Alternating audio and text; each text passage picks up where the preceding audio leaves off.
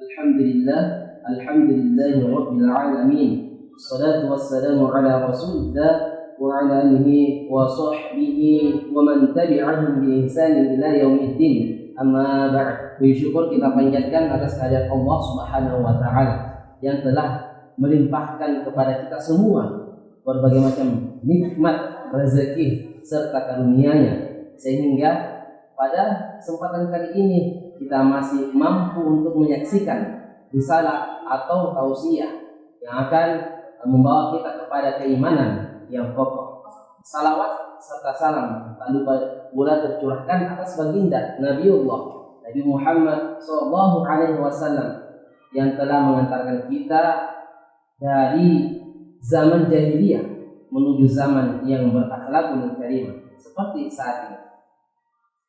Para pemirsa Athira TV, alhamdulillah, di dalam tindakan kita, perbuatan kita, semuanya berfungsi untuk melakukan sesuatu atau pekerjaan apapun itu. Maka perlu yang kita ketahui bahwa ada satu yang paling terpenting yang harus kita jaga, yang sangat krusial, yakni lisan kita. Sebagaimana pepatah Arab mengatakan bahwa salamatul insan fi hifdzil lisan. Keselamatan manusia itu tergantung dari lisannya. Bagaimana dia menjaga lisannya. Maka ketika seseorang mampu melafazkan atau mengucapkan kalimat-kalimat yang baik, maka sungguhnya ia telah melakukan perbuatan yang sangat mulia, yang mampu menolong sesama manusia dan bahkan dirinya sendiri. Begitupun sebaliknya, ketika manusia tidak mampu menjaga lisannya, maka kemudaratan akan membawa dia kepada kesesatan, baik dari dirinya terlebih lagi kepada sesama manusia. Di dalam sabda Rasulullah juga jelaskan bahwa pentingnya untuk menjaga lisan. Man kana yu'minu billahi wal yaumil akhir falyakul khairan aw liyasmut. Barang siapa yang ingin beriman kepada Allah Subhanahu wa taala dan hari akhir, maka hendaklah ia menjaga atau berkata baik atau diam. Hadis ini menegaskan kepada kita semua untuk senantiasa menjaga lisan-lisan kita dari perbuatan-perbuatan atau yang menyinggung saudara-saudari kita atau berkata tidak baik. Mengapa di dalam hadis tersebut didahului kata iman?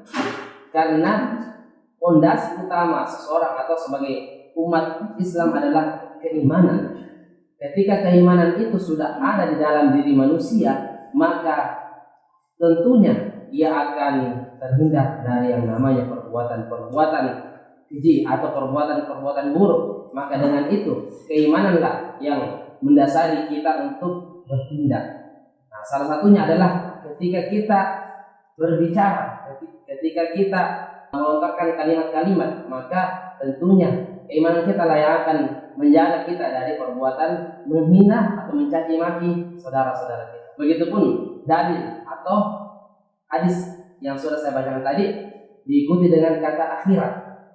Kenapa didahului dengan kalimat akhirat? Karena sejatinya setiap apa yang kita lakukan, apa yang kita ucapkan, tentunya ada pertanggungjawaban. Bukan saja ketika kita berada di dunia, melainkan ketika kita berada di akhirat. Oleh karenanya itu, kita senantiasa dianjurkan, bahkan sangat diperintahkan untuk menjaga diri kita dari perbuatan-perbuatan yang terlarang. Terlebih dahulu dengan pengucapan kita, yakni menjaga lisan-lisan. Pemirsa Athira TV yang dimuliakan oleh Allah Subhanahu wa taala. Kemudian di dalam Al-Qur'an juga ditegaskan bahwa ma yalfizu min qawlin illa ladaihi raqibun 'atid. Tidak ada suatu ucapan pun yang tidak diawasi oleh para malaikatnya, yakni raqib dan 'atid. Maka dari itu kita senantiasa untuk mawas diri, untuk introspeksi diri, bahwa setiap apa yang kita lakukan, apa yang kita ucapkan akan diawasi oleh Allah Subhanahu wa taala, akan diawasi oleh para malaikatnya. Ketika kita berbuat keburukan, maka disitulah malaikat akan mencatat keburukan kita.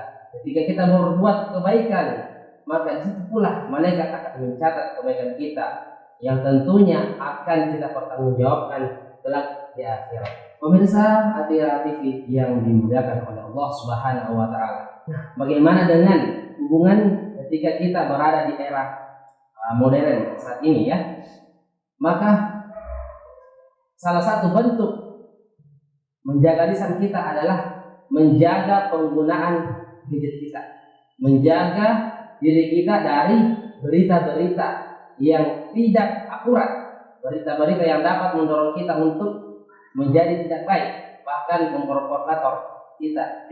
Seperti apa? Penggunaan sosmed, Facebook, WA dan sebagainya. Maka kita dianjurkan untuk tabayyun terlebih dahulu, karena dengan tabayyun kita mampu melihat mana berita-berita yang harus kita terima. Oleh karenanya itu, mari kita senantiasa menjaga diri kita, lisan-lisan kita dari perbuatan-perbuatan yang keji. Allahumma muwaffiq ila aqwamit thariq. Wassalamualaikum warahmatullahi wabarakatuh.